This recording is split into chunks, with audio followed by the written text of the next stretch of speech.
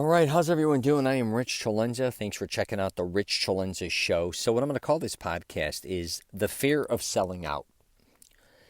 You know, if you've ever done anything online or did anything publicly, if you're an artist of any type, or even if you're a businessman or whatever, even, if you do things kind of like a podcast, a YouTube channel, or I don't care if you're a photographer. There's many other things. There's tons of other things. I think a lot of us come to a situation too where are we doing it to make the money? Are we doing it for attention? Are we doing it because we just love the craft? But I do think a lot of us kind of come across a point in time where, are we selling out? And it's the old added, what's that one saying, I should say, like jumping the shark, that stupid expression. But I've kind of always had a problem with this. And I can't even truthfully get sponsors. For one, I very seldom ever reach out. I've reached out to just a few people that I thought it may fit. And actually I got a very good response. And I never followed up again. And I think one thing that makes me nervous with anything, and it was even when it came to making my films, writing my books, creating my program, and obviously my podcast, is I don't want to be told what to do. And I also, it sounds kind of crazy, I just don't want to be perceived as somebody who's sold out. And I don't know why. That must be some type of fear of mine. And maybe some people have thought I've sold out, but what the hell do I know? But it was always me, always wanting to be able to talk about whatever I want to talk about, or if I want to film something, I want to film it the way I want to film it. And I just refuse to kind of follow other people's rules. And it's been hard on one end because it's really, not that I'm saying I did all this to make money, but I've realized it's very hard if you don't kind of play by a lot of rules, and I'm still never willing to play by them. And I know if I did certain things, I could get a lot more exposure. And I definitely can. And believe me, I have a lot of friends. And I mean a lot of friends that are involved with PR. I'm talking thousands. Marketing. That are agents. And I'm talking a lot of big wigs from LA to New York. Agents, managers. Did I say that?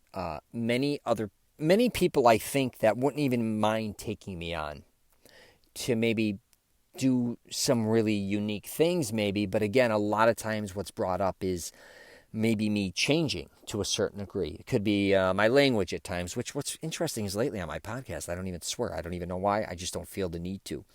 But I've even been asked to be in different reality shows a couple times, and I just knew it wasn't going to work for me, and then they showed me the platforms or the way it would go, and I was like, are you out of your fucking mind? And it wasn't who I was, and I kind of know how they're going to kind of play it out. And I was very actually, you're kind of like, oh, thank you for at least even thinking of me to do certain things. That does not mean I'm above reality TV, and that doesn't mean I'm by any means tougher or more edgier than anybody else out there. That's actually not the truth at all. I just always want to be loyal to myself more than anything else. I want people to understand that what I'm doing at that point in time, nobody else has control over what I'm doing. And I even have a problem with watching, say, commercials or listening to commercials, I guess you could say, or any advertising. And it's nuts. And my mother's always begged me to go work for, say, a radio station. And one of the reasons I never did was because I can't stand commercials and advertising. And what a lot of that, that whole industry is about is making money, which is understandable off of ads. People advertise, and that's how you get paid. And it's always been something that I've always felt weird about. And I'm sure I may feel different in the future. I'm not saying I'm not going to evolve and change. Look at me at the beginning. I would swear a lot, I think, on my podcast. Why I stopped, I have absolutely no idea. But I did stop. That doesn't mean I never swear on the podcast. I just swore. But I definitely wouldn't want, say, I had an advertiser or somebody else telling me I couldn't swear at all. And I know better, too, if I get interviewed, and I've been interviewed by a lot of people. I've been on shows where they're like, Rich, if you could watch the language. And, of course, I'll watch my language depending on if I want to watch my language. if that makes sense. You're not going to tell me what I should and shouldn't do or how I should and shouldn't speak, because that stuff immediately aggravates me. But I also know my place, and if an audience is there, I don't want to disrespect the show either. So there's a fine line, I think, a lot of times with me. But it's got to be my line. It's not somebody else's, which sometimes I think it gets into a gray area with me a lot of times, because I do, like, for instance, say I love Tim Tebow, for instance, so you're like, oh, you're kind of a Jesus freak. I'm like, no, actually not at all. I just like a lot of things that he does and says. And then I can also love somebody who, it could be an atheist. I don't know. Maybe somebody I follow or listen to, I don't, on different podcasts, right, that don't believe in God. I'm not going to publicly say that I don't believe in one and I only believe in the other. And that's one of the biggest problems I've always had in politics, is I never choose a side. I choose my side, or the side I feel that is best for me, not what everybody else is telling me, or to join a certain side. So anyways, just want to do a podcast on this to kind of inform people of where I stand a lot of times when it comes to the material that I display.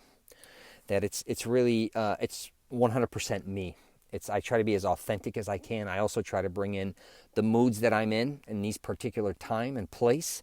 Sometimes I feel one way about things, and then other times I feel different. And I also talk myself in and out of things, and I also disagree with myself a lot of times. I'll hear one podcast and go, wow, I used to believe in that, or believe in things this way, and now I'm kind of more knowledgeable. I don't like that anymore. I don't like this or that. I'm kind of open-minded enough to understand that the way I think right now may not be the way I'm going to think in the future. The way I behave now may not be the way I behave in the future. That doesn't mean I should condemn myself, or that I was wrong before and I'm going to be right in the future, or perfectly right now.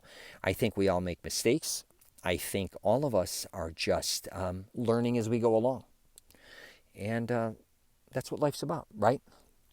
So, any questions or comments, please feel free to hit me up. I have a program, Mastering Self-Confidence, where I try to help men find the woman or women of their dreams. I also try to help them with wardrobe, fashion, fitness, identity, and all these different types of things. It's not me trying to program men to be me by any means. It's just me trying to help men become who they truly want to become. So, I think sometimes people get confused with that as well. So, yeah, you can also email me, rich@richcholenza.com, and leave a question, comment, or whatever the hell you want to do. Take care, and I wish everyone the best.